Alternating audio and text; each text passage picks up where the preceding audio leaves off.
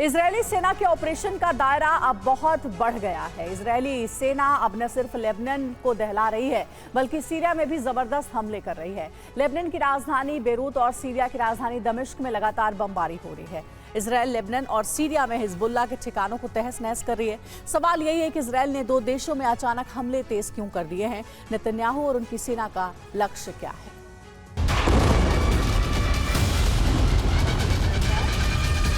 Israel के सैन्य अभियान का दायरा बढ़ गया है।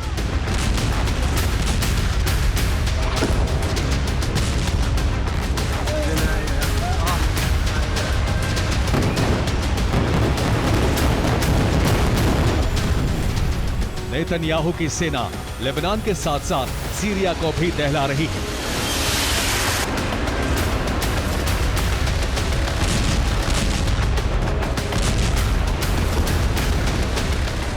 इजरायली एयरफोर्स लेबनान में 100 घंटे से नॉनस्टॉप बमबारी कर रही है।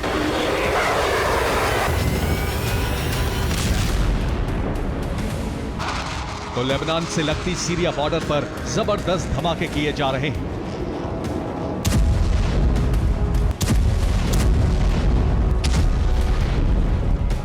इजरायल की बमबारी से सीरिया की राजधानी दमिश्क भी दहल रही है।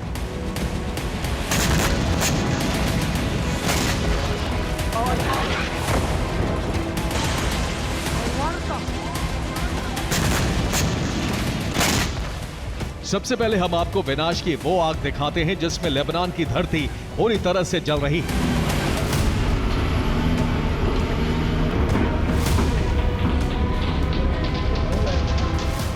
इजरायली एयरफोर्स लेबनान की राजधानी बेरूत में हर 2 घंटे बाद हमले कर रही है।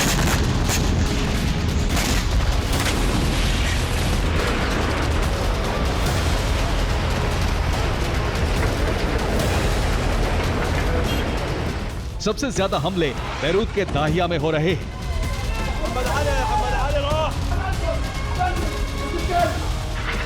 दाहिया में इजरायल ने एक के बाद एक 4 राउंड बमबारी की।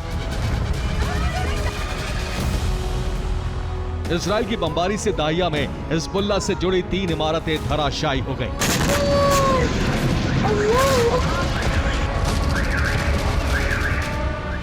इजरायल के हमले में हिजबुल्लाह का हथियार गोदाम भी भस्म हो गया।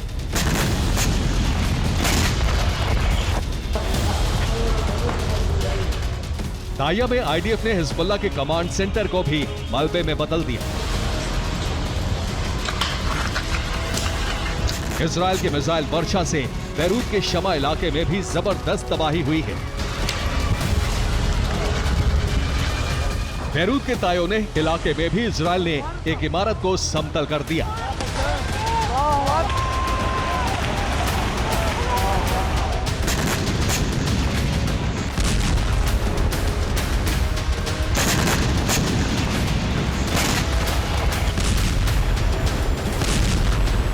इजरायली एयरफोर्स अब बेरूत में इस तरह से पिन पॉइंट अटैक कर रही है। इजरायल के हमले में वही इमारत ध्वस्त हो रही है जिसे आईडीएफ टारगेट कर रही है।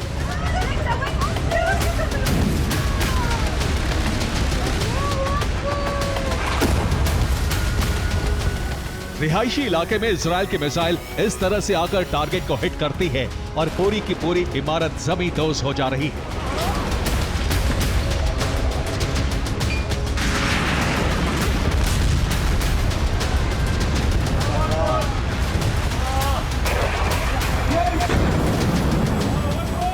दक्षिणी लेबनान के दायरे में इजरायल ने एक के बाद एक 4 धमाके किए। हमले में 3 लोगों की मौत हो गई, 1 दर्जन लोग घायल हो गए।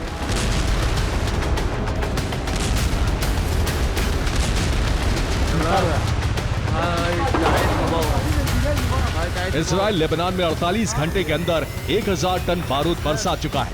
24 घंटे के अंदर इजरायल के नॉन स्टॉप हमले में 100 से ज्यादा लोग मारे जा चुके हैं। बड़ी तादाद में लोग मलबे में दबे हुए हैं।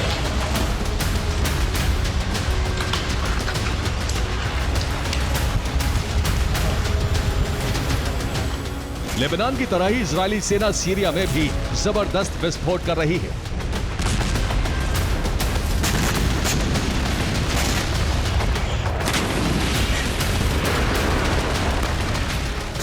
इजरायली सेना लेबनान से लगते सीरिया बॉर्डर पर जबरदस्त हमले कर पुल और रोड को तबाह कर रही है।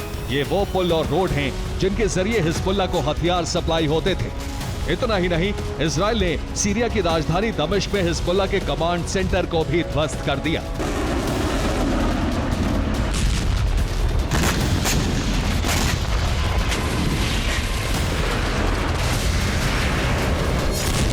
लेबनान से लेकर सीरिया तक इजराइल हिजबुल्लाह की कब्र खोदने में जुट गया है, इसीलिए उसके ऑपरेशन का दायरा बढ़ गया है। दरअसल इजराइल की कोशिश है कि लेबनान इजराइल की शर्तों पर सरेंडर को तैयार हो जाए, लेकिन इजराइल की शर्तें ऐसी हैं जिसे लेबनान के लिए मानना मुश्किल है।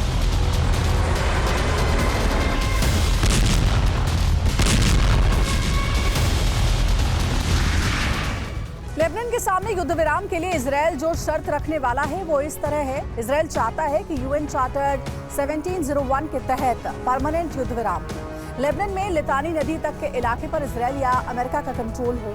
सीरिया से लगती लेबनान सीमा पर इजराइल चेक पॉइंट बनाना चाहता है। लेबनान के चारों ओर एक बफर जोन बनाने की भी शर्त रखी जा सकती है। इस बफर जोन में नेतन्याहू इजरायली सेना का नियंत्रण चाहते हैं। इजराइल चाहता है कि उसे लेबनान में कभी भी और कहीं भी हमले का अधिकार मिले।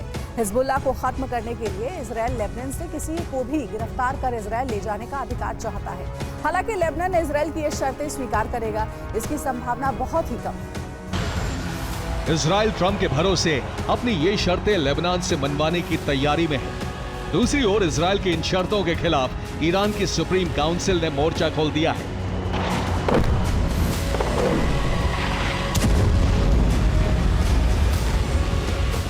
खमनेई के विशेष दूत अली लारजनी सीरिया और लेबनान के दौरे पर हैं, जहां वो एक तरफ कूटनीतिक शर्तों का मसौदा बनाने में जुटे हैं, तो दूसरी तरफ हिजबुल्लाह समेत दूसरे प्रॉक्सी संगठनों के लिए आगे की रणनीति बना रहे हैं।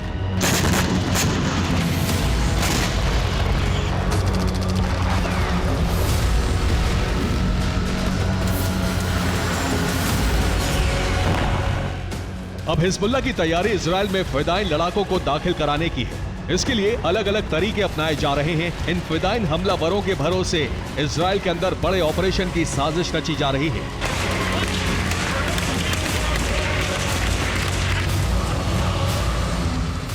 दरअसल ईरान ने इजराइल में बड़ी संख्या में अपने जासूस बना रखे हैं। ईरानी गतिविधियों का जो दल लेबनान पहुंचा है, वो हिजबुल्लाह के लड़ाकों को इजराइल में एंट्री दिलाने के लिए इन जासूसों का इस्तेमाल कर सकता है। इजराइल को इस षड्यंत्र की भनक लग चुकी है।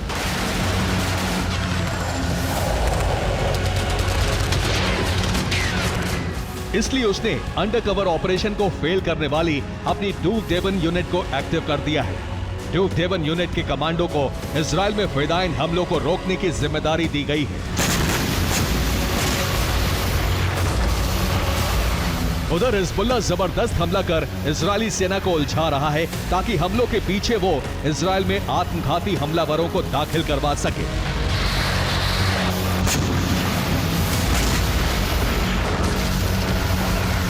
हिजबुल्लाह के हमले 48 घंटे से बहुत तेज हो गए हैं।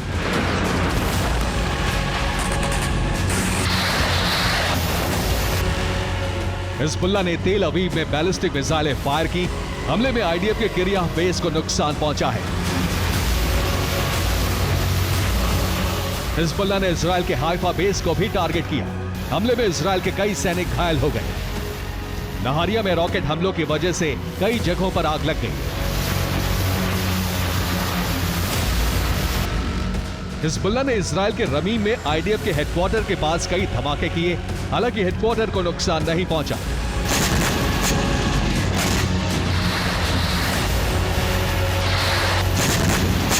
जाहिर है इजराइल और हिजबुल्लाह अपने अपने प्लान के तहत हमले कर रहे हैं, जिससे जंग की आग बहुत खतरनाक हो गई है।